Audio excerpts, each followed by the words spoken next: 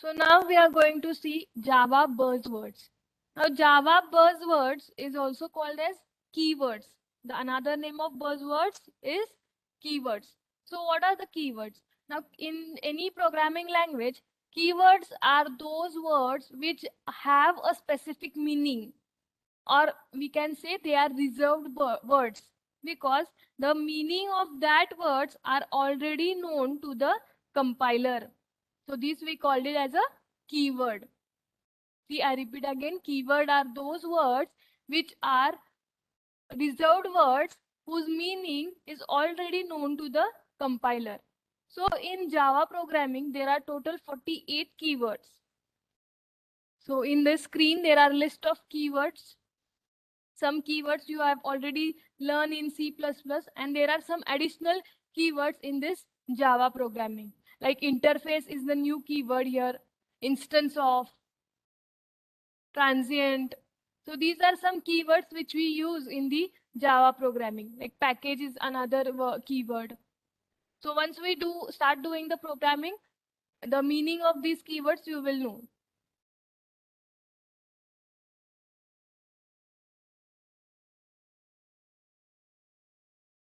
And remember, Java is case sensitive. We are saying Java is case sensitive, means if you are writing suppose you are writing this keyword case and you have written in capital letters, then that capital letters will be having meaning different, and in small letters it will be different. So Java is a case sensitive language.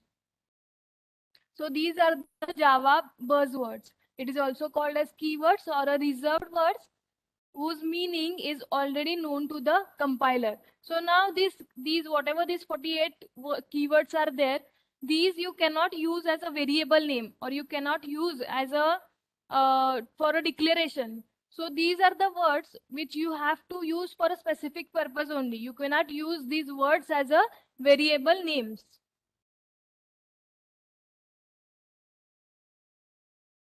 Next is data types in Java. Now, data types, what is mean by data types? So data types is the type, which type of data we are using. That is called it as a data type. For example, I am using a whole number, or I am using a floating point number, that is decimal number. So if I am using a whole number, then my data type will be integer, because it is an integer number. If I am using a decimal number, its data type will be float. So what type of data we are using? We call it as a data type. So now these data types are divided into two types, that is primitive data type and non-primitive data type. So primitive data types, now see at the left side, there are primitive data types.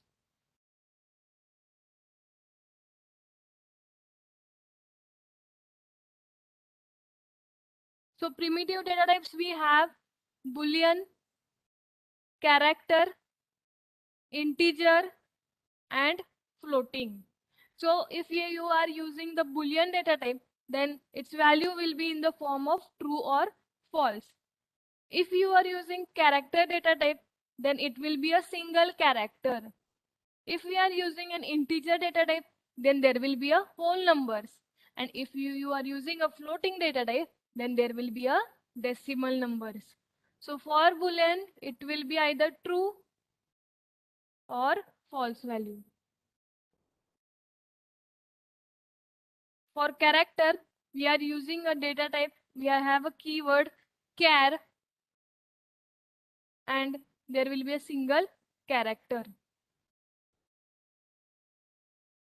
For integer, now we have four data types for integer: byte, short, int, and long. Depending on the size of that data, we have to specify these data types. So integer will be a whole number.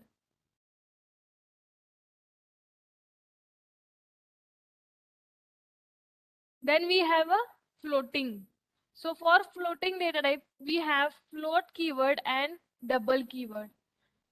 So floating, when we are using floating data type, if we have a decimal value, then only we will be using a floating data type. So these are under the type of primitive data type. primitive data type is also called as built-in data type.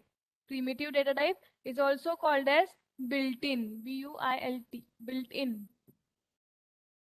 It is also called as built-in data type. Now, suppose I have one value. Okay, I have one value. Let's say 7. Now, 7 is my value. And I have to store this value. So how to store this value? So if I want to store this value, I need to take one variable. Now suppose this block, let's say as A, and this 7 is user is going to enter. Suppose this number inside this box, user is going to input it. So we don't know what will be the number. So now I have considered this block as my A. So this A, I call it as a variable. We are going to study in this detail what is variable. Now that A is a variable. But what type of data I need to store into the block? What type of data I have to store it into the block, that I need to specify with a data type. So this block is now storing integer value. So if that block is storing integer value, my data type will be int. So int A is equal to whatever the data type will be. Okay. Now suppose I have another block and I want to store character in that block. Suppose I have a block and I want to store character into that block. So if I want to store a character, can anyone tell me how and what will be the syntax of it? Suppose this is my block and I want to store a character into it. I want to take input as a character. So if I want to take input as a character, what I have to write or what I have to declare? For character, see now, for character I have a keyword char, right? For character I have a keyword char. So here I will write char A is equal to, or just declaration. If I want to declare it, then here it will be a semicolon. And if I want to initialize it, suppose I have a z value and that I have to initialize it, then I will write char A is equal to z. So this is how my initialization will be. So this primitive data type, we call it as a built-in data type. Then next we have non-primitive data type. Next we have non-primitive data type. So non-primitive means what? It is user-defined data type. As in a primitive data type, we call it as a built-in data type. But here in non-primitive data type, we call it as a user-defined data type.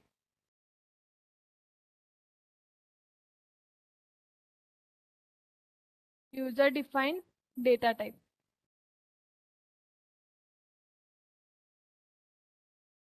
User-defined data type. So non-primitive means user-defined data type, and that for that we have string, array, class, and interface.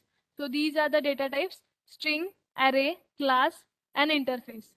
This we are going to study once we started doing programming. So just remember, data types is divided into primitive data type and non-primitive data type. Primitive data type is also called as built-in data type, and non-primitive data type is also called as user-defined data type. In primitive data type, we have Boolean, character, integer, and floating type of data. In non-primitive, we have string, array, class, and interface. So this is the concept of data type.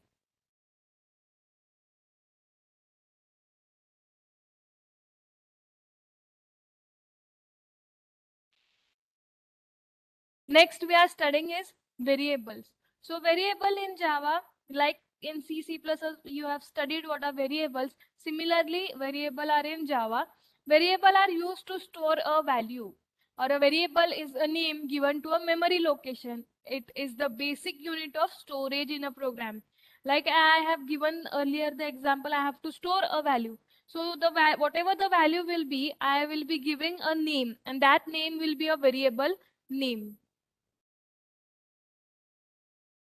As I said, I have one block of memory, suppose, and I want to store a value into this memory, but I don't know what user will be inputting into that. But only thing I know is I want to take an integer input. So if I want to take an integer input, my syntax will be data type and variable name. Data type and variable name. So my data type will be now in this case int, and whatever the variable I want to assign, suppose I want to assign a variable as AB. So int AB will be my declaration of variable. So if anyone asks you how to declare a variable or what is the syntax of variable, so this is the syntax of variable and this is the variable declaration. So this is how we declare a variable. Data type and variable name. So the value stored in a variable can be changed during program execution. If you are not initializing or if you are taking from a user, that we can change it. So variable is only a name given to a memory location, and all the operations done on the variable affects that memory location. So in Java, the variable must be declared before we use it. We cannot use the variable directly. First, we have to declare that variable.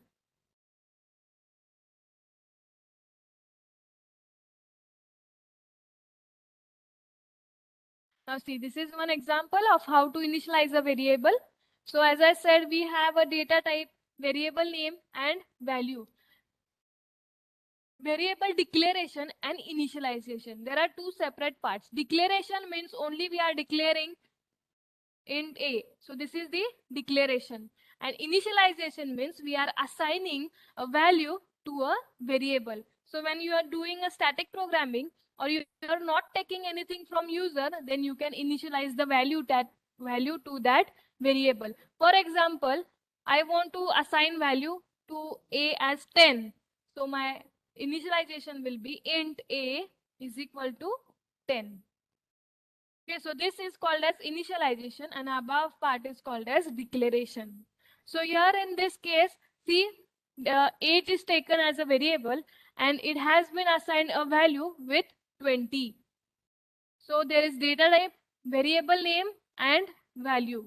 This is equal to is used and this is called as an assignment operator.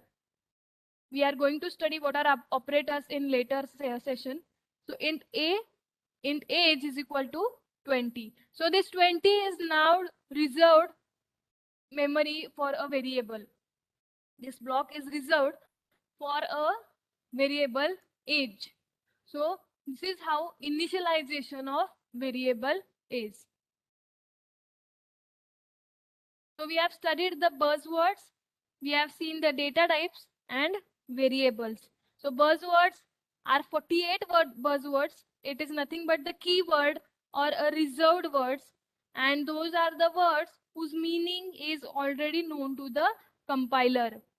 Data type is nothing but what type of data we are using, that is data type, and variable is nothing but to store a value, we call it as a variable. So these three concepts we have studied, that is Java buzzwords, Java data types and Java variables. And in the next session we are going to study Java operators.